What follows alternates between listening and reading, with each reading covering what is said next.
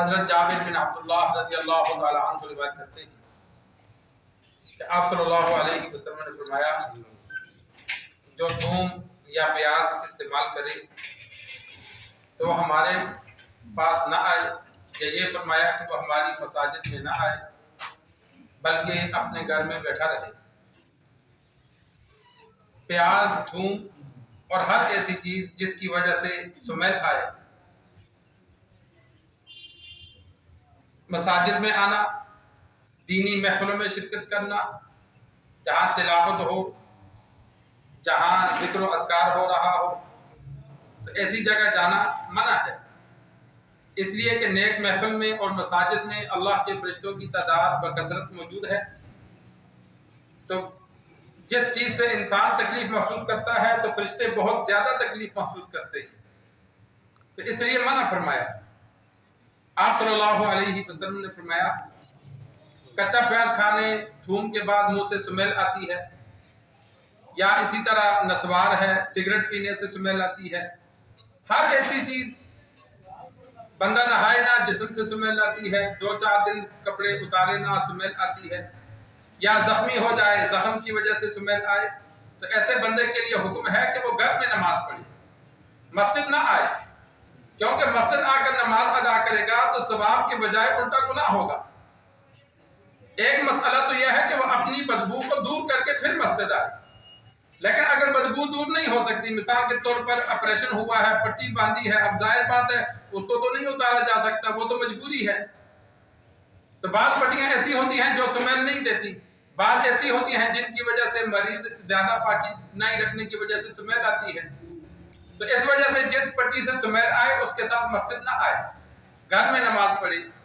کوئی ایسی بیماری ہے جس کی وجہ سے سمیل آتی ہے بندے سے، تو ایسے بندوں کو مسجد آنے سے آپ صلی اللہ علیہ وسلم نے منع فرمایا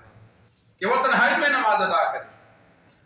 تو میں تو اکثر کہتا ہوں ہمارے مسلمانوں میں مساجد کا احترام، دینی محافل کے احترام میں بہت کمی آ گئی، مسجد میں بیٹھ کے نسوار رکھ رہے ہوتے ہیں۔ ایسا ہوتا ہے یا نہیں ہوتا؟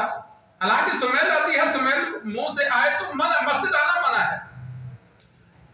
سگریٹ پیتے ہیں، پھر کوئی چیز کھا لے، انسان میٹھی چیز کھا لیتا ہے، 2-4 ٹافیاں کھا لیتا ہے، اچھی طرح کلی کر لیتا ہے تاکہ سمیل نہ آئے، پھر مسجد آئے،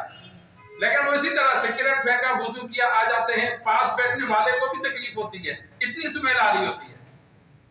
لیکن وہ اسی طرح مسجد آتے ہیں۔ تو اس چیز میں احتیاط کی جائے۔ آپ صلی اللہ علیہ وسلم تو ہلکی سی سمیل سے بھی بچتے تھے،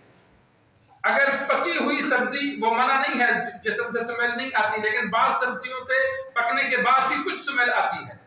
تو آپ صلی اللہ علیہ وسلم ایسی سبزیاں بھی اپنے پاس نہیں آنے دیتے تھے۔ ازواج مطہرات مہندی نہیں لگاتی تھی، مہندی لگانا جائز ہے، لیکن امی عائشہ رضی اللہ تعالیٰ عنہ کی روایت موجود ہے کہ جب تک آپ صلی اللہ علیہ وسلم دنیا میں موجود تھے تو ہم نے مہندی نہیں لگائی، اس لیے کہ مہندی سمیل دیتی ہے، اور آپ صلی اللہ علیہ وسلم کو یہ سمیل پسند نہیں تھی، تو اس لیے ہم نے استعمال نہیں کی۔ اب مہندی کی ہلکی سی سمیل آتی ہے، لیکن وہ آپ صلی اللہ علیہ وسلم ایک مرتبہ سالن آیا، سمیل آ رہی تھی، تو فرمایا دور کرو، اور صحابہ کو فرمایا ادھر دور بیٹھ کے تم کھاؤ۔ صحابہ نے برا محسوس کیا کہ آپ خود نہیں کھا رہے، ہمیں حکم دیا، تو فرمایا میں اس لیے نہیں کھاتا کہ میرے پاس تو ہر وقت فرشتوں کا ازدحام ہے، میرے پاس تو ہر وقت فرشتے رہتے ہیں، تمہارے ساتھ تو ہر وقت نہیں رہتے، لہذا تم کھاؤ، البتہ اگر سمیل آئے تو مسجد مت آؤ، پہلے سمیل دور کرو پھر مسجد آؤ۔ آپ صلی اللہ علیہ وسلم نے فرمایا کہ میرے ساتھ وہ فرشتے، وہ جماعتیں ہر وقت سرگوشی میں مصروف ہوتی ہیں جو تمہارے ساتھ نہیں ہوتی۔ ظاہر بات ہے امام الانبیاء تھے، سرکار دو عالم صلی اللہ علیہ وسلم، تو ہر وقت فرشتوں کا آنا جانا ازدحام لگا رہتا تھا، اور جبرائیل امین علیہ السلام کا تو کوئی پتہ نہیں تھا کب اللہ کی جانب سے وحی لے کر آ جائے، تو اس لیے آپ صلی اللہ علیہ وسلم ان کی وجہ سے احتیاط کرتے تھے کہ جو چیز جائز بھی ہوتی لیکن مناسب نہیں بھی ہوتی تو اس کو بھی اپنے سے دور رکھتے تھے تاکہ آتے ہوئے کسی فرشتے کو تکلیف نہ ہو۔